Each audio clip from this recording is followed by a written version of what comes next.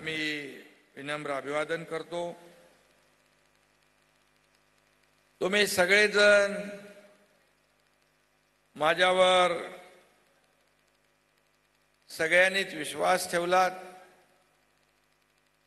पाठीशी उभे राहिलात, त्यासाठी मी आपला शतशः ऋणी आहे। खरं म्हणजे ज्या पुणे जिल्ह्यामध्ये रायरेश्वराच्या मंदिरात महाराष्ट्राचा आराध्य दैवत छत्रपती शिवाजी महाराजांनी स्वराज्य स्थापनेचा संकल्प केला, त्याच पुणे जिल्ह्यात आज शिवसंकल्प अभियानाचा आपण शुभारंभ करतोय। यासाठी आपल्याला मी मनापासून धन्यवाद देतो। आढळराव पाटील आणि त्यांच्या सर्व सहकाऱ्यांचं आणि आपल्या सगळ्यांचं मनापासून अभिनंदन, मनापासून आपल्याला धन्यवाद। कोणताही संकल्प पूर्ण करायचा असेल तर त्याला जिद्द लागते, मेहनत लागते, कष्ट लागतात, निर्धार लागतो आणि तो निर्धार करण्यासाठी सर्व शक्ती पणाला लावून झोकून देण्याची एक वृत्ती लागते।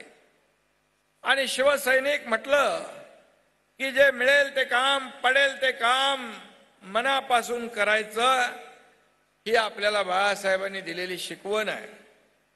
आणि वंदनीय बाळासाहेबांनी आपल्याला लढाऊ बाणा दिला,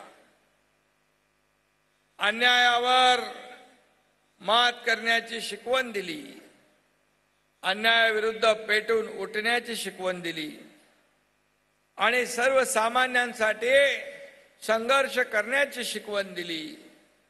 आणि म्हणून बाळासाहेबांचा विचारांचा वारसा हाच खरा वारसा आहे, हे लक्षात ठेवून आपल्याला येणाऱ्या प्रत्येक आंदोलन असेल, निवडणुका असतील, लोकांची कामं असतील, यामध्ये उतरावं लागेल।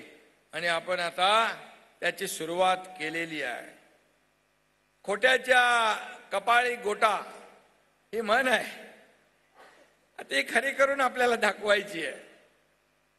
खरं म्हणजे खोटं बोलून ज्यांनी शिवसेना भाजपा ही नैसर्गिक युती तोडली, खोटं बोलून ज्यांनी आपल्याच माणसांचा विश्वासघात केला, खोटं बोलून ज्यांनी हजारो लाखो शिवसैनिकांचा अपमान केला, त्यांना त्यांची जागा दाखवून देण्याचा हा संकल्प आहे असं मी म्हटलं तर वावगं ठरणार नाही।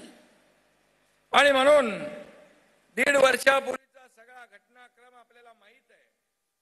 आपल्याला मी त्याच्यामध्ये जास्ती खोलात जाऊ इच्छित नाही, कारण आपण सगळेजण व्यासपीठावर बसलेले सर्व नेते पदाधिकारी आणि आपण सगळ्यांनी मला साथ दिली आणि त्यामुळेच मी आज तुमच्या समोर एक कार्यकर्त्याचा मुख्यमंत्री म्हणून झालेला उभा आहे, याचं श्रेय आपल्याकडे येतं। आणि म्हणून मी एक उर्दू मधला एक शेर आहे, मैं तो अकेला ही चला था, जानी ये मंजिल मगर लोग आते गए, कारवा बनता गया। आणि आज हा कारवा आपण पाहतोय एवढा मोठा झालाय आणि या आजच्या आपल्या गर्दीवरून या ठिकाणी पाहायला मिळते, रोज प्रवेश होत आहे।